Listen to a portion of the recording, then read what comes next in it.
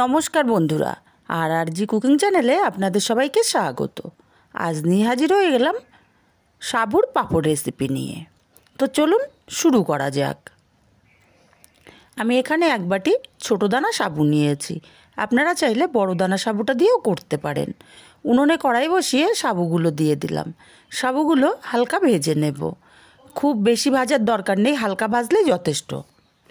আমি মিনিট 2 ভেজে নিয়েছি। এবার নামিয়ে ঠান্ডা করে নেব। থালার মধ্যে নামিয়ে ঠান্ডা করে নিয়েছি। সাবুগুলো মিক্সচার জারে দিয়ে দিলাম। একটা মিহি গুঁড়ো তৈরি করে নেব। ঠিক আছে, এরকম মিহি গুঁড়ো তৈরি করে নিতে হবে। এবার যেই বাটি মেপে আমি সাবু নিয়েছিলাম সেই বাটিতেই আমি 10 বাটি জল দিয়ে দেব কড়াইতে। 1 2 3 4 5 6 7 8 9 10। এবার সাবুর পাউডারটা দিয়ে দেব। পাউডারটা দিয়ে খুব ভালো করে মিশিয়ে নেব জলের সাথে। জলের পরিমাণটা যদি ঠিকঠাক থাকে তাহলে কিন্তু পাঁপড় একটুও ফেটে যাবে না। আর সাবুটা খুব ভালো করে মিশিয়ে ফুটিয়ে নেব। খুব বেশি ফোটানোর দরকার নেই, আর অনবরত নাড়তে হবে, না হলে সাবুটা দলা পাকিয়ে যাবে। সাবুটা নাড়তে নাড়তে কালার চেঞ্জ হয়ে গেছে। এবার মিনিট 2 আমি ফুটিয়ে নেব। দেখুন সাবুটা ফুটতে শুরু করেছে, আর ঘনত্বটাও আমি দেখিয়ে দিচ্ছি। ঠিক এইরকম ঘনত্বে আমি নামিয়ে নেব। নামিয়ে সাবুটা ঠান্ডা করে নিতে হবে অবশ্যই। সাবুটা ঠান্ডা করে নিয়ে বড় একটা ছাঁকনি নিয়েছি, সাবুটা ছেঁকে নেব। কারণ সাবুটা যখন ঠান্ডা হয়ে গেছে ওপরে কিন্তু মোটা সর পড়ে গেছিলো, তাই সাবুটা অবশ্যই ছেঁকে নিতে হবে। সাবুটা যদি না ছেঁকে নিই পাঁপড়গুলো ভালো হবে না। সাবুটা ছেঁকে নিয়েছি, এখানে দিয়ে দেবো স্বাদ মতো লবণ। লবণটা বুঝে দিতে হবে, পাঁপড়ে লবণ বেশি হলে ভালো লাগে না। 1/2 চামচ কালো জিরে, 1/2 চামচ গোটা সাদা জিরে, আর 1/2 চামচ চিলি ফ্লেক্স, যেহেতু এটা মশলা পাঁপড়। এবার খুব ভালো করে মিশিয়ে নেব। আপনারা চাইলে কিন্তু এখানে ধনেপাতাও ব্যবহার করতে পারেন।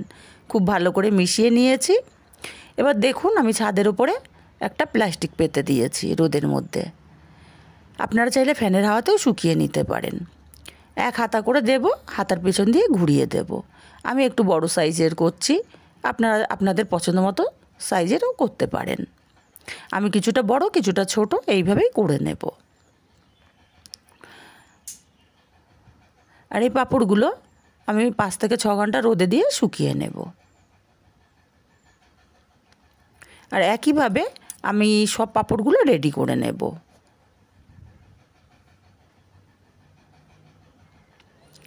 পাঁপড়গুলো আমি সব দিয়ে দিয়েছি, রৌদ্রে শুকিয়ে নিয়েছি।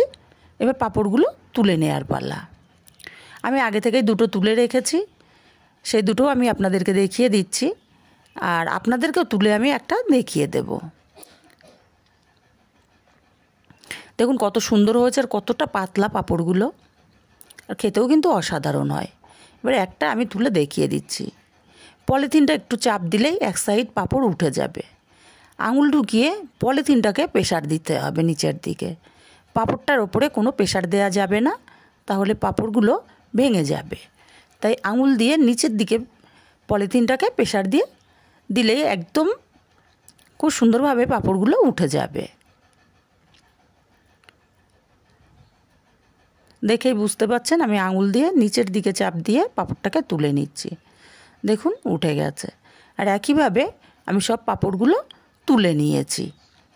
এবার আপনাদেরকে ভেজে দেখিয়ে দিই কেমন হলো আমার পাঁপড়গুলো। গ্যাসে তেল গরম বসিয়েছিলাম, পাঁপড় একটা দিয়ে দিলাম। দেখুন দেওয়ার সঙ্গে সঙ্গে কিন্তু পাঁপড় ফুলে গেছে। এটা আমি ছোট সাইজের পাঁপড় দিয়েছি, বড় সাইজের পাঁপড়টা কিন্তু দিইনি। আমি ছোট বড় 2 রকম পাঁপড় দিয়েছিলাম। এইভাবে আমি কয়েকটা পাঁপড় ভেজে নেব। তো বন্ধুরা, আমার রেসিপিগুলো যদি ভালো লাগে অবশ্যই আমার চ্যানেলটি সাবস্ক্রাইব করে আমার পাশে থাকবেন, আমাকে সাপোর্ট করবেন। আর কাছের আত্মীয় স্বজন বন্ধুবান্ধবদের কাছে শেয়ার করতে ভুলবেন না, যাতে তারাও খুব সহজ সহজ রেসিপি দেখতে পারে বা শিখতে পারে। আর আজকের রেসিপিটা কেমন লাগলো কমেন্ট করে জানাতে ভুলবেন না।